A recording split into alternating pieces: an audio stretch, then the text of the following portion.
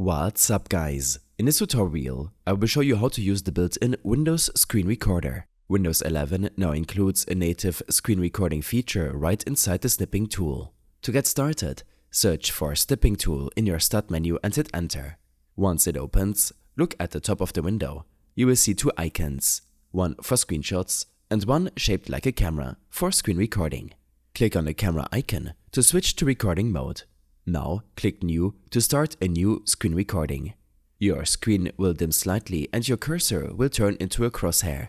Just click and drag to select the area of your screen you want to record.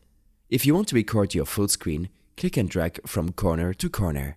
Once you've selected your area, release the mouse button. At the top of the screen, a small toolbar will appear. Here, you can start recording. Choose whether to record your microphone audio and even control system sounds. By default, the mic is muted, so if you want to record your voice, click the mic icon to unmute it. There's also an option to mute or unmute system audio depending on whether you want your computer sounds included. Once you're set, hit the start recording button. You will see a short countdown before it begins capturing your screen. Go ahead and perform whatever actions you want recorded. When you're done, click the red stop button at the top of your screen. Your recording will automatically open in a preview window. From here, you can click play to preview the video.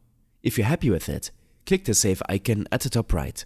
Choose where you want to store the video, like your desktop, and hit save. I hope this helped you out. Leave a comment if you have any questions and see you in the next one.